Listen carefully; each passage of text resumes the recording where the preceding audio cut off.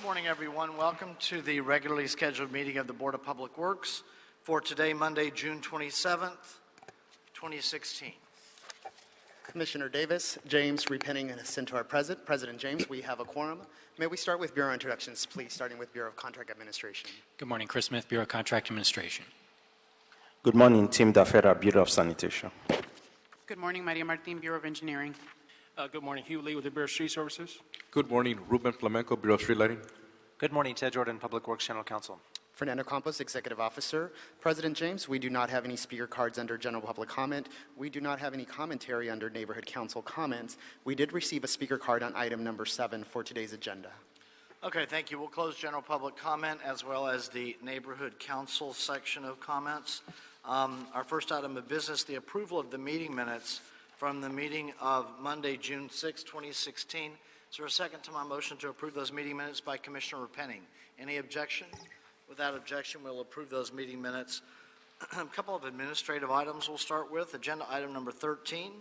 Attorneys for the trustees of Southern California IBEW NECA trust funds transmitting an amended stop notice in the amount of $1,522.72 against Steiny and Company Incorporated in connection with the Los Angeles Police Department New Northeast Area Police Station project.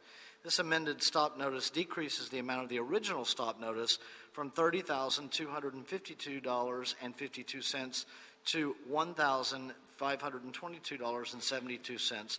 The contractor is Bernard's Brothers Incorporated.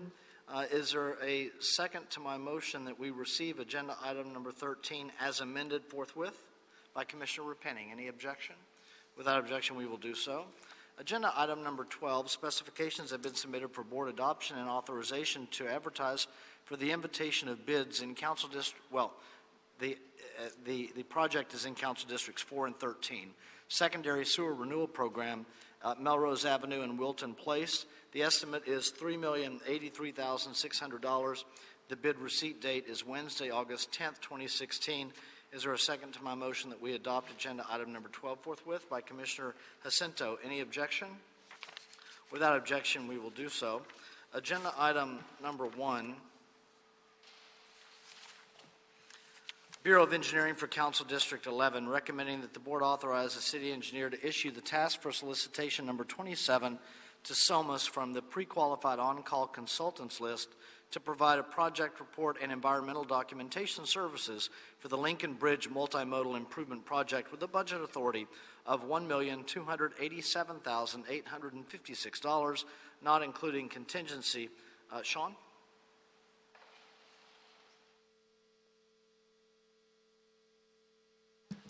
Good morning, Sean Hyrie from Department of Transportation.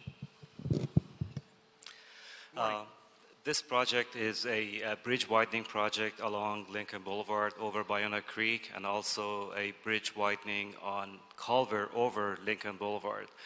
This is in anticipation of the upcoming project we're working on to implement a center running bus rapid transit, which would eventually lead into a light rail in the middle of Lincoln Boulevard going from LAX as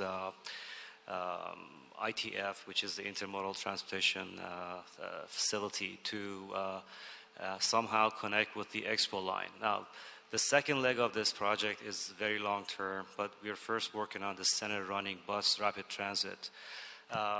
This bridge currently is a bottleneck on Lincoln Boulevard. Lincoln Boulevard has been widened on both sides to 3 lanes each direction, but over the bridge we have no sidewalk, no continuation of bike lane, and we have to drop a travel lane to accommodate the bridge width.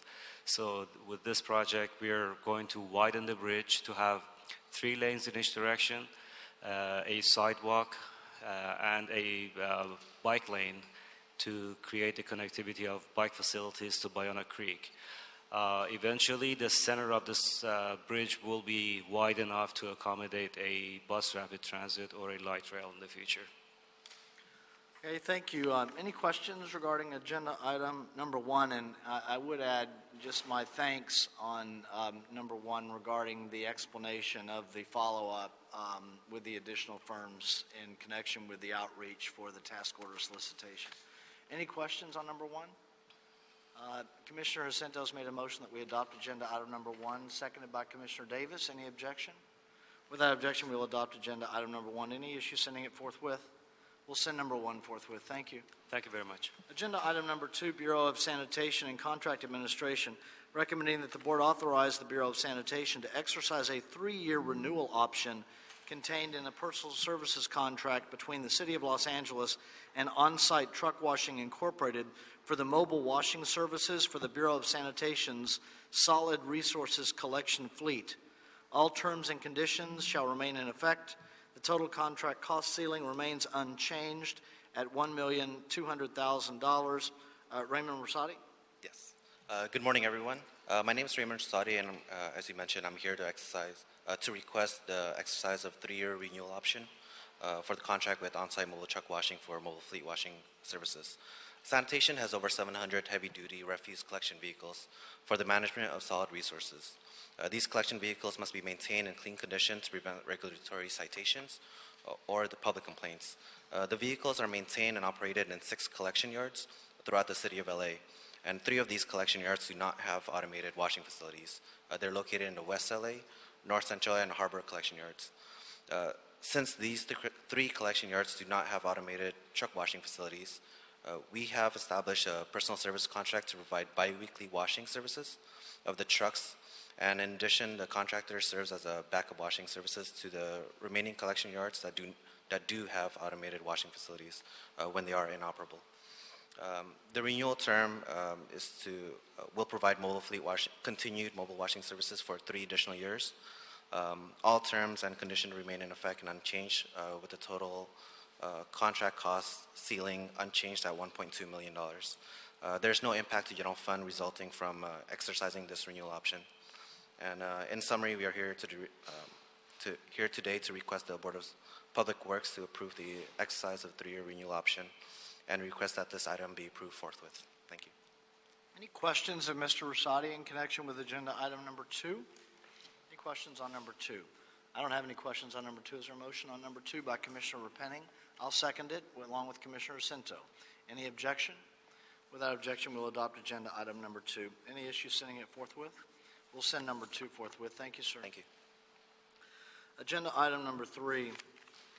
Requested contract acceptance in Council District 1, Bureau of Contract Administration, and the Bureau of Engineering and on-call contract. Label Drive Bulkhead Replacement Project completed with John S. Meek Company. Mr. Smith on number 3. Good morning, Chris Smith, Bureau of Contract Administration, General Services Division. This was a contract awarded off the emergency on-call geotechnical list. It was awarded on June 11, 2015 to John S. Meek, completed February 5, 2016. There are no outreach due to the emergency nature of the contract. There are no unresolved property or monetary issues. The Bureau recommends acceptance. Any questions on number 3? Is there a motion on number 3? Commissioner Davis has made the motion, seconded by Commissioner Jacinto. Any objection? Without objection, we will adopt agenda item number 3. Any issues sending it forthwith? We'll send number 3 forthwith. You're here on number 4, Mr. Smith, Bureau of Contract Administration and Bureau of Engineering. Council District 3, a partial acceptance. Mar Vista Curb and Gutter Assessment A11 project completed by Toro Enterprises, recommending that the board accept the portion of the contract financed from city funds. Go ahead, sir. Yes, this contract was a A11 assessment. The portion that the board we're recommending for acceptance today was financed by the city. These are areas of the improvements that were done that fell outside of the jurisdiction of the property owners who were assessed, so the city is paying for that portion of the work. Contractor met all the outreach requirements, and there are no unresolved property or monetary issues aside from the assessment approval itself. Board recommends acceptance. Any questions regarding agenda item number 4 from Contract Administration? Commissioner Davis? The inclusion here, this is a local project, right? Where are we on the inclusion on this project? We're on 4, right? Item 4? We're on 4. We're on 4. Could you discuss with me, is there an inclusion effort that we had on this project? Yes, sir. Could you discuss it with me, please, briefly? The contractor bid listed 4 OBEs, and in all cases, met those goals with the exception of one, and that was because there was a reduction in the scope of work by a change order. Okay. And we had no WBEs and MBEs on this particular project? That's correct. Okay. Is there any reason why we did not? I don't know the reason for that, Commissioner. Okay, so if we can talk about that in the future, it would be helpful.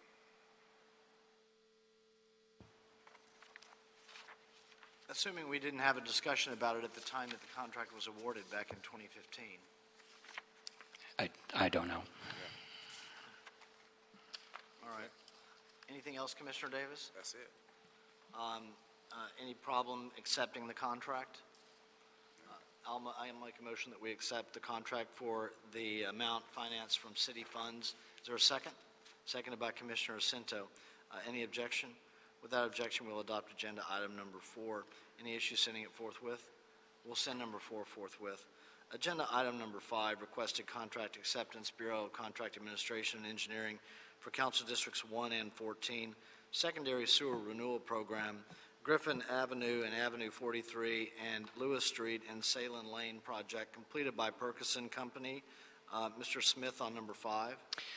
Yes, this one's a little unique. This contract was awarded by the board on September 13, 2012.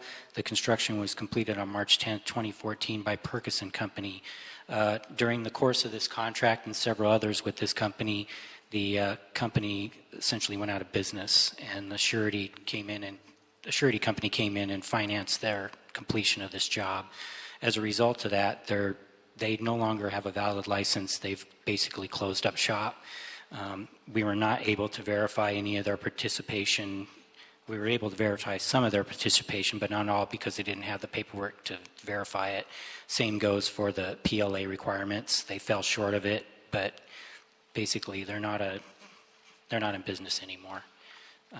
So there are no unresolved property or monetary issues, and we've settled everything with the surety company, so the Bureau recommends acceptance. Questions on number 5 at all? Is there a motion on number 5? By Commissioner Repenning. Any objection? I'm sorry, seconded by Commissioner Jacinto. Any objection? Without objection, we'll adopt agenda item number 5. Any issue sending it forthwith? We'll send number 5 forthwith. Thank you, Chris. Agenda item number 6, Council District 3, Bureau of Engineering and Bureau of Contract Administration requested contract award, Victory Boulevard Widening Phase 1 project from Canoga Avenue to Owensmouth Avenue, recommending that the board declare the apparent third lowest bidder to be the lowest responsible bidder after the local business preference percentage is applied, and award a contract in the amount of $2,127,867.15 to Palp Incorporated, doing business as Excel Paving Company. Ramneek Mungra. Good morning, sir. Good morning. My name is Ramneek Mungra, Bureau of Engineering Street Program. This project is a street widening project, basically widens Victory Boulevard from Canoga to Owensmouth in Warner Center area. The widening will provide minimum 11 foot wide eastbound traffic lane and a 10 foot wide sidewalk. The bid were received on March 30th, 2016, and the lowest bid amount that we are recommending is $2,127,867.15 with 8% reduction of this bid amount for local business enterprise. MBWB goals advertised were 4%, 2%, and SB was 8%, whereas contractor pledged MB 35.62%, WB 0%, and SB 38.09%. Mandatory subcontracting minimum, the required amount was 25% as advertised, and the contractor pledged 46.54%. The contract duration is 365 days. This project is fully funded. Therefore, staff recommends that the board find Palp as the apparent low bidder, responsive bidder. Commissioner Penning. Just looking at this, and having been briefed on it, I want to say that I'm supportive of going to the third bidder. And it looks like in addition to the benefit of having a local business get the contract, we also are getting a much larger MBE participation. So I am supportive. Anything further on number 6? Is that a motion on number 6 by Commissioner Penning, seconded by Commissioner Davis? Any objection? Without objection, we'll adopt agenda item number 6. Any issue sending it forthwith? We'll send number 6 forthwith. Thank you, sir. Thank you. Agenda item number 7, Bureau of Engineering and Bureau of Contract Administration requested contract award in Council District 2. Secondary Sewer Renewal Program, Chandler Boulevard and Lancashire Boulevard Area Sewer Improvement, Septic Elimination, rebid, recommending that the board declare GRFCO Incorporated the first low bidder to be non-responsive and declare Mike Perlich and Sons Incorporated the second low bidder to be the lowest responsible bidder and award them a contract in the amount of $2,585,401. We have a couple of speaker cards on number 7. However, Mr. Jensen, we'd like to start with you and provide just a bit of a background summary of the project, and then we'll go to the speakers and respond accordingly. Go ahead, sir. Okay. Good morning. My name is Brad Jensen. I'm with the Wastewater Conveyance Engineering Division. This project will construct 3,724 feet of 8-inch sewer in the North Hollywood area. This project will allow several of the properties in the area to connect to the public sewers and to eliminate the private septic systems that they're on now. There were 6 bids for this project that were received back in October of 2015. This project was bid under the local business program. The first low bidder, GRFCO, is not a certified LBE. The second low bidder, Perlich, is a certified LBE. However, when the local business preference percentage is applied, it did not change the order of the bids. This project was also bid under the business inclusion program. GRFCO and Perlich both complied with the outreach requirements of the bid. However, GRFCO did not comply with a mandatory subcontracting minimum. GRFCO had pledged a minimum amount of 24.73%, which did not meet the required percentage of 25% set forth for this project. Perlich, the second low bidder, pledged 25.8% MSM, as well as pledging 1.66% MBE, 6.16% SBE, 5.85% EBE, and 18.98% OBE. And I'll turn the time over to Linda if you want to discuss the issues with the MSM at this time. We'll let them be raised in the protest and then respond accordingly. Any questions of Mr. Jensen before we go to the speakers? Okay, thank you, sir. We have 2 speakers from GRFCO, Penny Paulson and Jim Jackson. When you are a real party in interest, in essence, I don't put the 2-minute speaker time limit, but I do request that once you start to repeat yourself, or if you do, I'm going to assume there's nothing new to say, and then I'll politely join the discussion. And it's up to you as to who speaks first and who speaks second. Good morning. Good morning. My name is Penny Paulson. I'm a project manager with Grifco Incorporated. We were the low bidder on the Chandler Boulevard, Lancashire Boulevard sewer improvement project. The staff report that you received for this project states that we had only pledged 24.73% of the minimum 25% subcontractor requirement. That is not true. We actually pledged 30.67%. However, one of the listed subcontractors, unknowingly to us, was not registered with the DIR as per the requirements of Senate Bill 854. Senate Bill 854 also has requirements that contains provisions that give contractors relief for inadvertently listing a subcontractor that is not registered, and it states that it shall not be grounds for filing a bid protest or for considering a bid non-responsive. In addition, the City of Los Angeles Bureau of Contract Administration's website also states that if a subcontractor is ineligible to work on a public works project pursuant to Section 1771.1 of the Labor Code, that a substitution of the listed subcontractor may be allowed. In the BAVN BIP section of the project specifications, there are also provisions that allow for the substitution of a subcontractor if they're listed as a result of an inadvertent error or if they're not licensed by the Contractor State License Board, which is a requirement that's similar to the DIR registration.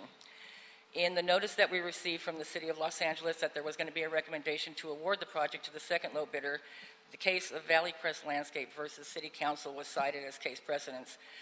That case with Valley Crest Landscape is not similar to this case at all. The contractor in that case was actually allowed to change their bid percentages for the subcontractors from 80% down to 50% to meet the contract compliance, and it also left it open for them to potentially withdraw their bid proposal without forfeiting their bid bond.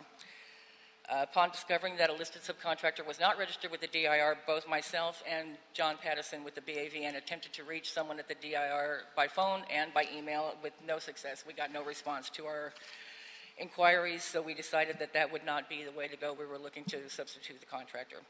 The subcontractor that we listed is now currently registered with the DIR. We were also informed that it was a minor deficiency, it was less than 1/3%, and it may be a waivable defect. Finally, we complied with all of the BAVN BIP outreach requirements. I was even told by the head of the department that one of our outreach was one of the best, most thorough that he had seen. And it is at the suggestion of John Pattison that we attended this meeting to plead our case. We are requesting that the board actually award the contract to Grifco, the low bidder, and save the city in excess of $200,000 instead of awarding to the second bidder. Thank you for your time. Thank you, ma'am. If we have any questions, we'll come back to you. And Mr. Jackson on agenda item number 7. Thank you. I'm one of the estimators for Grifco. During the bidding process, typically bids are at 11 o'clock or 2 o'clock, so you're getting all your quotes the last 30 minutes, and you don't have time to do a full research on every subcontractor. You are given the quotes, and you run with them the best that you can. We submitted 30% on our subcontractors, not 25.8 like Perlich, 30%. We're well over. One of the subcontractors, Hardcore Concrete Cutting, didn't have a DIR number. They do have a DIR number now, but not at the time of the bid, they did not. Again, we didn't know that. We did the right thing. We did what we were supposed to.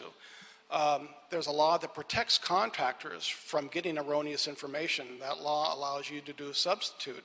Now, it's not a substitute for 30%, it's a substitute for 5%. I mean, we're almost to the 25% as it is. And we've offered to go still subcontract the 30%.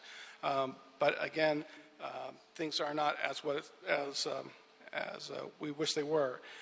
We presented a great good faith effort. We're asking the board to, before this thing gets to a legal arena, to revisit this issue and award this contract to Grifco. And then by doing the right thing, the city will save a couple $100,000. Any questions for Mr. Jackson before we move to the Bureau? Thank you, sir. Thank you. Mr. Jensen? And Mr. Jordan. Well, first of all, Mr. Jensen, would you summarize the staff's response? Well, you don't have to summarize it, just provide the staff's response for the oral record that's listed in the board report that may generate additional questions or an opinion from the city attorney. Go ahead, sir. Well, based upon the staff's report, the recommendation of the Bureau is to award the excuse me. Let me get my notes. The staff recommends that the board declare GRFCO, the first low bidder, to be non-responsive, and to declare Perlich, the second low bidder, to be the lowest responsible bidder, and award Perlich the contract for this project. I understand that. Yeah. But regarding, and Mr. Jordan, regarding the allegation by the protester that one of their subs did not have their DIR number, so they are essentially asking, or not just essentially, they're asking to substitute the sub prior to the award of the contract. One, I'd like for you to discuss the city's policy and practice in connection with that, and two, what that could mean legally regarding the potential for an unfair bidding advantage that may exist here or would exist in other circumstances if it were allowed. The city doesn't allow changes of that nature to be made prior to the award of the contract. As staff has pointed out, the recommendation is to find GRIFCO to be non-responsive for failing to meet the MSM. The change that they're proposing, which would be to substitute the non-DIR registered sub with a presumably DIR registered sub, would in effect change their bid from being non-responsive to responsive. We're very concerned about proposers or bidders having the option to sort of fix their bids to make them responsive or non-responsive prior to the award of the contract. By giving bidders an opportunity to essentially fix their bid prior to the award, it also gives them the opportunity to decide, we don't want to fix it, and essentially withdraw their bid, keeping it in the status of non-responsive and therefore not forfeiting their bid bond. The bottom line is we don't allow changes to bids to essentially cure their defects. Alternatively, the board has discretion in certain cases to waive defects. That's a different issue. But we don't allow them to cure defects in their bid before the award of the contract. My concern with as you mentioned, allowing any of the bidders to essentially fix the bid in a circumstance like this is the potential precedent that it would set that has resulted already in the existing city policy. Regarding and Mr. Jordan, would it be your opinion, because the Valley Crest landscape case is cited in the board report, it has been discussed a number of times in connection with various protests before our board. Is it your opinion that the Valley Crest landscape case and the guidance of that case would indicate that GRIFCO would, that allowing the relief that they are seeking here would lead to the potential of an unfair bidding advantage? Yes, allowing changes to be made pre-award does have the potential for giving bidders the advantage of the type we're talking about. But I do want to distinguish between that and waiving informalities in bids. What can't be done is to allow the bid to be changed prior to the time we award it in order to cure its defects. Okay, understood. Commissioner Asento. Thank you, President James. Mr. Jordan, is that sort of in response to the appellant's request for us to consider SB 854? Is it still basically a bureau and a staff analysis and recommendation whether or not to consider that, sir? Well, yes, I think one of the areas of the new law that they're pointing to is when that law went into effect that requires bidders and subcontractors to be registered with the DIR, it also changed the public contract code, 4107, to add an additional criteria that allows for the substitution of a listed subcontractor. And that criteria is a subcontractor was not registered with the DIR. But again, it's sort of a timing issue. We don't allow those changes to be done prior to the award of the contract. Thank you, Commissioner Asento. Any further questions? Thank you, Mr. Jensen. Colleagues, I'm prepared to make a motion that follows the recommendation of the Bureaus of Engineering and Contract Administration regarding this contract award to declare Mike Perlich and Sons, the second low bidder, to be the lowest responsible bidder and award them the contract in the amount that's listed in the agenda item. Is there a second on the motion? By Commissioners Jacinto and Repenning. Any objection? Without objection, that'll be the order. Any issue sending it forthwith? We'll send number 7 forthwith. Thank you for your participation. Thank you, Mr. Jensen. On agenda item number 8, Department of Transportation and Bureaus of Engineering and Contract Administration in Council District 14, Los Angeles Department of Transportation Bus Maintenance and Compressed Natural Gas Fueling Facility Project at 454 to 518 East Commercial Street in Los Angeles. It's a federal project, recommending that the board find the first communication number 121969 to be unmerited and receive and file communication numbers 121971 and 121975 and declare the first low bidder to be the lowest responsible bidder and award a contract not including the deductive alternative in the amount of $32,104,930 to Sinanian Development, doing business as Sinanian. And no speaker cards on number 8, Mr. Campos? That is correct. Okay, Mr. Lamb?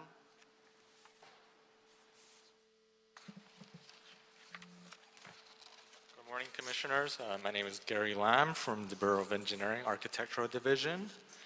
I want to give you a little bit of background on this project. This is the proposed LADOT bus maintenance and compressed natural gas facility. It's located out there the official address is actually 462 East Commercial Street. It's the address assigned by Building and Safety, Public Works. This is currently a vacant lot right now. We joined 3 parcels under a subdivision. And the scope of work is basically the construction of a brand new 21,000 square foot transit facility yard for LADOT. It's an admin building, including a 6-bay service area, a 2-story structure parking lot, as well as a separate 70 bus space parking lot for the LADOT Dash and Commuter Express buses. One of the highlights of this facility is also that we are implementing an array of solar photovoltaic arrays right here along the parking lot and the building rooftops. All right. And another highlight of this facility is naturally is the fact that it's going to be the compressed natural gas facility. So the dash buses will be coming in here and fueling up, and also we're going to have some compressed natural gas compressors here as well. All right. In addition to that, we're going to have bus wash equipment, and as part of the project, we are undergrounding a set of overhead LEDWP overhead power and undergrounding them. All right. So this project received a total of 4 bids on February 24th. The city engineer's estimate was $34,610,000. The 4 bids range in value from a low of $32,104,930 to a high of $34,956,162. All right, and Sinanian submit the low bid on the project. During the course of bid evaluation, we did receive a bid protest on it. The bid protest was analyzed by ConAd and by BOE staff and resolved, and the city attorney concurred on this as well. The Commissioner, if you would like, I can go over point by point on each of the protest items. I don't see any need to unless my colleagues want to hear it. Okay, go ahead, sir. Okay. All right. The point by point, I should just reflect, or I should just state that point by point, staff response from BOE and contract administration are included in the board report. That is correct. So we have it. Go ahead. Okay. All right. This is an FTA project receiving Federal Transit Administration monies. A good faith effort was conducted by the bidders. The DBE goal was 18.71%. However, Sinanian was only able to provide 0.09%. CANAT did do a thorough investigation on this and determined that the good faith effort outreach was adequately performed, and it will be noted that none of the bidders numbers 2 and 3 were able to meet the DBE goals as well. All right. All right, so therefore, staff recommends that the board find the bid protest to have no merit and to award the construction contract to the lowest responsible bidder, Sinanian Development. And Gary, just one statement for the record, more for clarification than anything, but regarding regarding the federal funding for this project, the Bureaus of Engineering and Contract Administration worked as much as they were able to with the low bidder through the good reach, the good faith effort outreach that they're allowed to do to maintain the ability to get the federal funding, correct? That is correct. Okay. Commissioner Penning? I just wanted to say it's unfortunate that we are really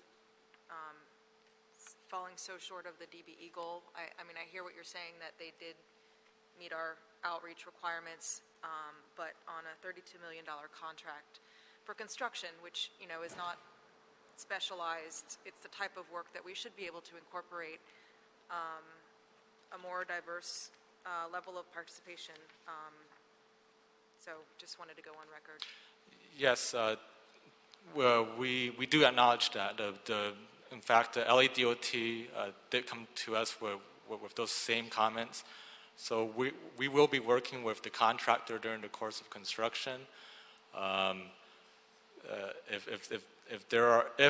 in the event there are going to be any dollar changes to the contract, we will be encouraging the contractor to ensure that they will employ subcontractors that will have the DBE requirements. So in other words, you're saying through what might be a potential change order process on a project the size of this, that's an opportunity to work with the contractor to improve those numbers? Yes. Is there a PLA on this project? There is no PLA. Oh, my God. Is Ms. McGlinchey here? Ms. McGlinchey is here. I might have asked for you on an earlier item had I known you were there. You hid over there. Ms. McGlinchey, go ahead. Ms. McGlinchey, can you tell us about this project in terms of inclusion and in terms of, did we use BAVN? Did we use all of those potential individuals that we could, or did we manage those who responded to us because of the call we put out, or just how that occurred? Linda McGlinchey, Bureau of Contract Administration, Business Inclusion Section. For this project, because it is federally funded, we did not use BAVN. The federal requirements state that the bidders must perform a DBE, or Disadvantaged Business Enterprise, specific outreach. There are specific steps that they must do, outreaching to all DBEs within the market area, which is considered to be the areas or locations within that we actually get DBE sub-bids.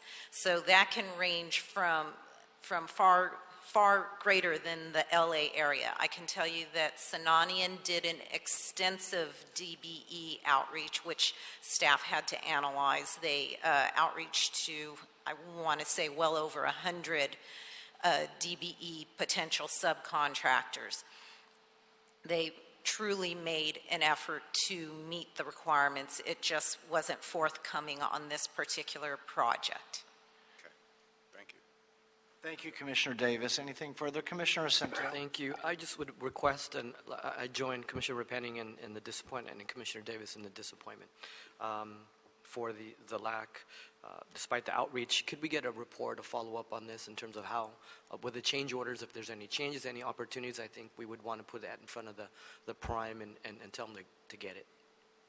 And it should also be noted, because they are assuming you adopt this board report and they get the project, if they need to do any sort of subcontract or substitution, the federal requirements state that they must either substitute with a DBE or perform a whole new good faith effort prior to substituting. So there's great incentive for them to still try to find DBEs.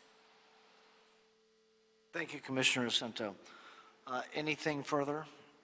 I'll make a motion that we adopt agenda item number 8, seconded by Commissioner Jacinto. Any objection? Without objection, we'll adopt agenda item number 8. Any issue sending number 8 forthwith?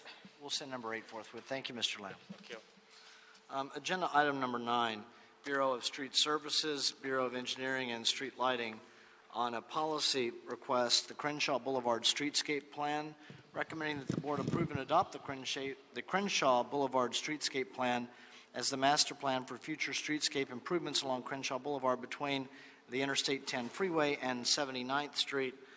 Mr. Lee, this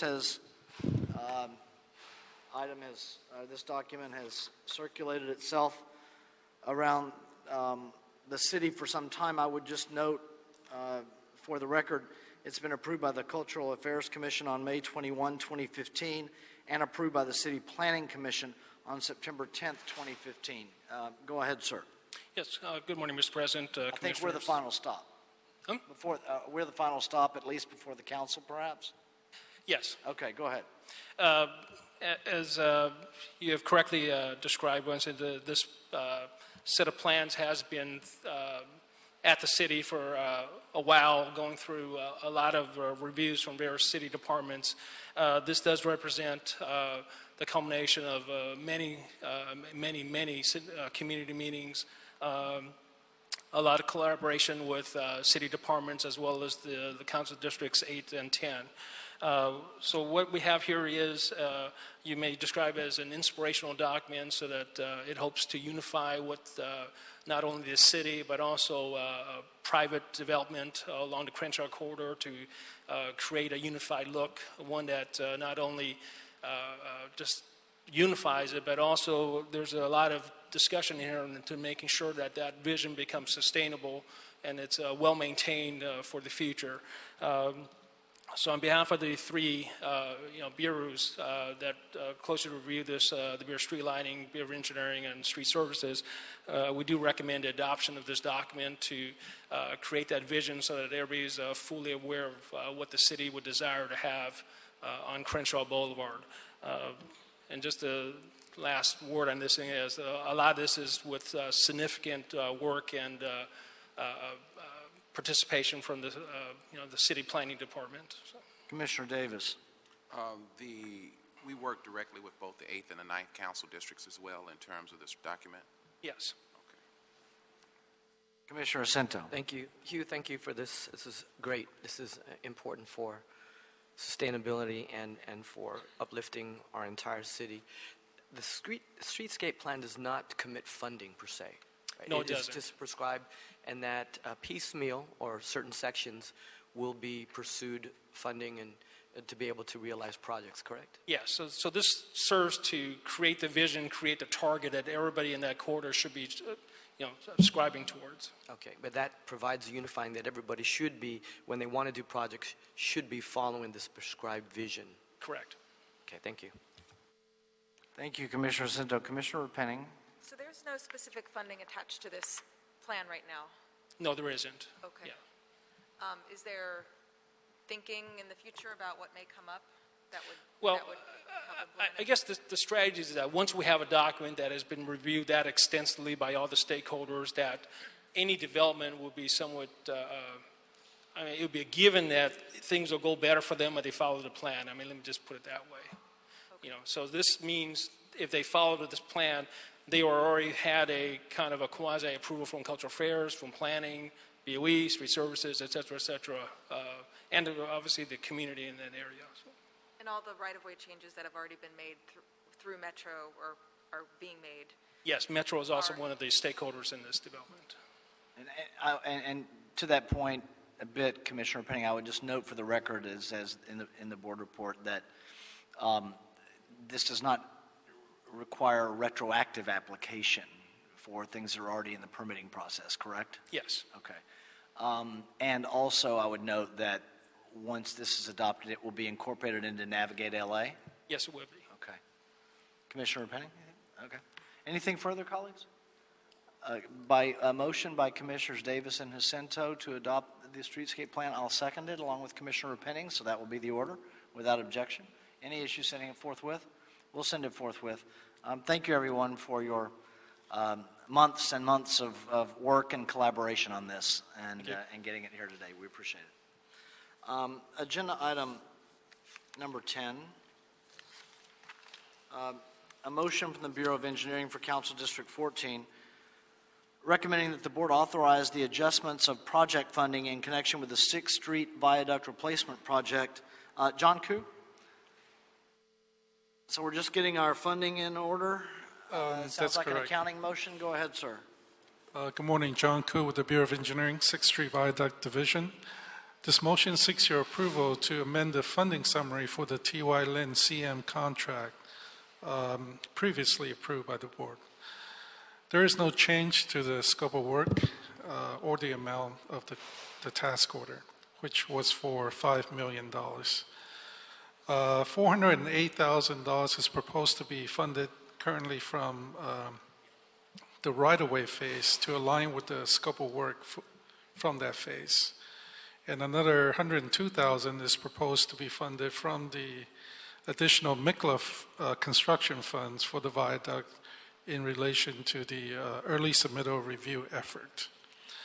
The remainder, roughly $4.5 million, remains funded from the construction engineering phase of the project.